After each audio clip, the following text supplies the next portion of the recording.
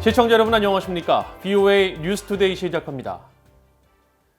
미국 재무부가 지난 한 해 동안 추가로 대북 제재 대상을 지정한 것은 모두 4건인 것으로 확인됐습니다. 북한의 해외 노동자 관련 업체와 해킹, 석탄 불법 수출 등에 관한 것들인데 도널드 트럼프 대통령 재임 기간 중 가장 적은 수를 기록한 것으로 나타났습니다. 첫 소식 오택성 기자의 보도입니다. 28일 현재 미국 재무부가 홈페이지를 통해 공개한 지난 한 해 동안 대북 제재 대상 추가 지정 상황입니다.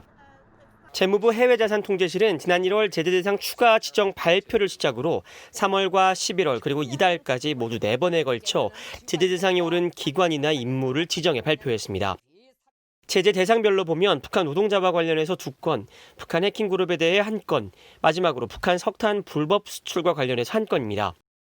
해외 파견 북한 노동자 문제와 관련한 제재 대상 지정은 1월과 11월에 2차례로 각각 이루어졌습니다. 1월에는 북한 남강무역회사와 중국 베이징 숙박소가 북한 해외 파견 노동자 승무원과 관련한 제재 위반 혐의로 제재 대상에 올랐고 11월에는 러시아에서 운영 중인 조선철산종합무역과 러시아 건설회사인 몽란 LLC가 북한의 강제 노동 수출에 관여한 혐의로 제재 대상에 추가됐습니다. 사이버 분야에서는 지난 3월 북한 해킹 그룹으로 알려진 라자루스 그룹이 탈취한 암호화폐에 돈 세탁이 연루된 중국 국적자 2명이 제재 대상으로 지정됐습니다. 마지막으로 재무부는 이달 각각 북한과 중국, 영국 등지에 본부를 두고 있는 해운업체 6곳에 대해 북한 불법 석탄 수출에 관여한 혐의로 제재 대상에 추가했습니다. 제이슨 바틀렛 친미국 안보센터 연구원은 28일 VOA에 재무부의 제재 대상 지정은 북한의 자금 활동을 막기 위해 현재 미국이 어느 분야에 집중하고 있는지를 보여준다고 설명했습니다. Because those illicit proliferation finance activities are directly linked to North Korea's sanction evasion tactics, which benefits its nuclear and ballistic missile development program. 재무부 발표 내용을 종합하면 개인 2명, 기관 10곳이 올 한 해 제재 대상 목록에 추가로 올랐는데 이는 도널드 트럼프 대통령의 지난 4년 재임 기간 동안 가장 적은 수입니다. 앞선 2017년에는 9건, 2018년에는 12건의 제재 대상을 발표해 각각 130개 이상의 인물과 기관 등이 제재 대상에 올랐었고 지난해에는 5건, 약 40개의 기관과 인물 등이 제재 대상에 추가됐습니다. 브루스 클링너 헤리티지 재단 선임연구원은 트럼프 행정부가 최대 압박을 강조했지만 실제로 이를 행동에 옮기지는 않았다고 지적했습니다. The Trump administration brags about having maximum pressure, but it's never been maximum. He announced there were 300 North Korean entities, and that would be violating U.S. law in U.S. financial system. The Trump administration has willingly turned a blind eye to by not enforcing our own laws. 올 한 해 재무부의 추가 제재 대상 지정을 합쳐 지금까지 전체 재무부 제재 대상에 오른 개인과 기관은 약 490곳입니다. 재무부는 이들과의 거래를 금지하고 거래 사실이 적발될 경우 추가 제재 대상에 오를 수 있다고 경고했습니다. VOA 뉴스 오택성입니다. 2020년은 미국 의회에서 미한 동맹의 중요성을 강조하는 움직임이 두드러진 해였습니다. 한국전쟁 발발 70주년을 맞은 해인데다 동맹에 대한 도널드 트럼프 대통령의 비판적 인식과 중국의 부상 등 여러 요인이 배경으로 작용했습니다. 이조은 기자가 취재했습니다.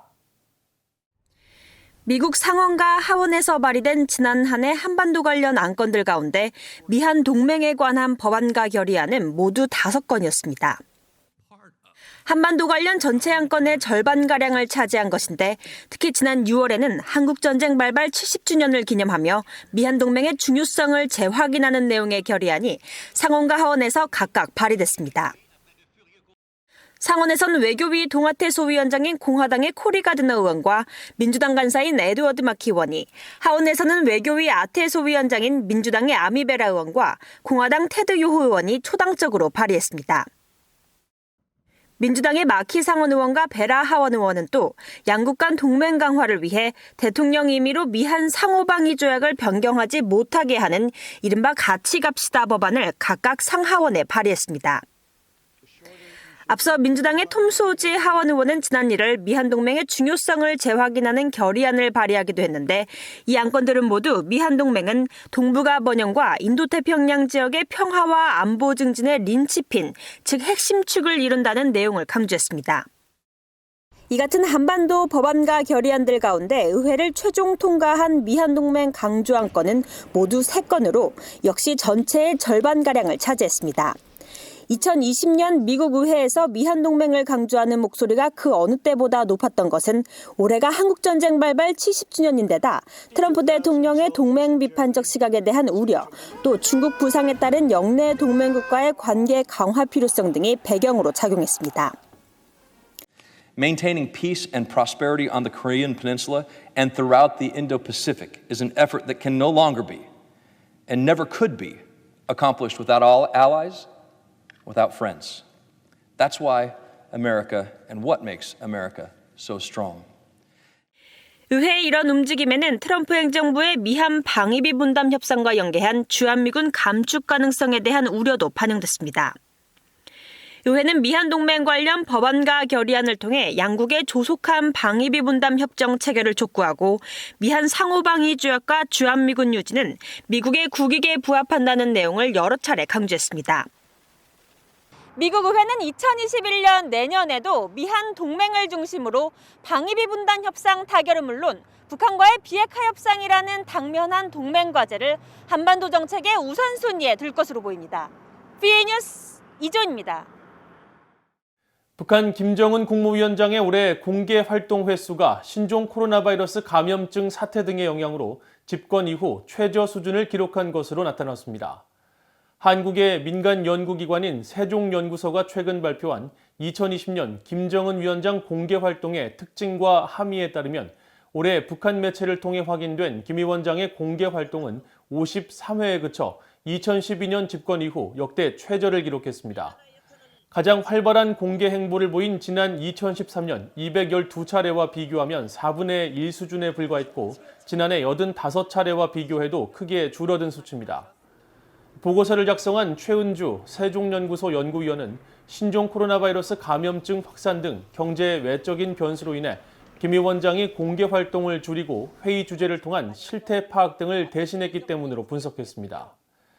전문가들은 신종 코로나 바이러스에 더해 핵과 미사일 개발에 따른 국제사회의 대북 제재, 대규모 자연재해 등 3중고가 겹치면서 김 위원장이 공개 활동을 할 만한 장소나 명분을 찾기가 어려웠을 것이라며 미국 대선 국면에서 군사 행보를 자제한 측면도 있어 보인다고 설명했습니다.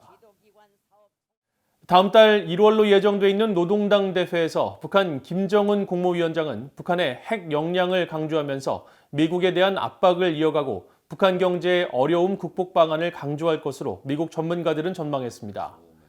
브루스 베넷 랜드 연구소 선임 연구원은 28일 VOA와의 전화 통화에서 김정은 위원장이 현재까지 스스로 성공했다고 주장할 수 있는 부분은 핵무기 개발 역량밖에 없다면서 다음 달 1월 노동당 제8차 대회에서 이 부분을 강조할 것으로 내다봤습니다.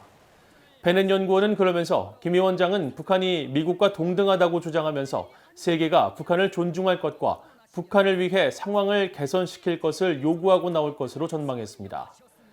데이비드 맥스웰 민주주의 수호재단 선임연구원은 지난 10월 10일 당 창설 기념 열병식 때 신형 대륙간 탄도미사일 ICBM과 잠수함 발사 탄도미사일 SLBM 등을 선보인 것을 근거로 북한은 다음 달 당대회에서 미국 압박 자세를 취할 것으로 예상했습니다. 북한은 성탄절 기념 등 종교적 행위 자체를 범죄시하는 최악의 종교 박해국 5개 나라 가운데 하나라고 국제 기독교 선교단체가 지적했습니다. 미국에 본부를 둔 국제 기독교 선교단체 오픈도어스는 최근 공개한 보고서에서 기독교가 엄격히 금지된 북한에서 많은 기독교인들이 죽음의 위험을 무릅쓰고 성탄절을 기념하고 있다면서 북한은 기독교 축일인 성탄절을 금지하는 대신 김정은 국무위원장의 할머니 김정숙의 생일인 12월 24일을 기념일로 지정해 북한 주민들에게 기념할 것을 강요하고 있다고 지적했습니다. 오픈도어스는 또 북중 국경 지역에서 탈북민들과 북한 내 기독교인들을 돕는 현장 직원들을 인용해 현재 북한의 식량난이 갈수록 악화되고 있으며 인도적 위기가 심화되고 있다고 전하면서 북한을 소말리아, 사우디아라비아, 타지키스탄, 브루나이 등과 함께 특정 종교 행위 자체를 범죄로 다루는 전 세계 최악의 종교 탄압 5개국 가운데 하나라고 규탄했습니다. 이상으로 VOA 뉴스투데이를 마칩니다. 시청해주신 여러분 고맙습니다.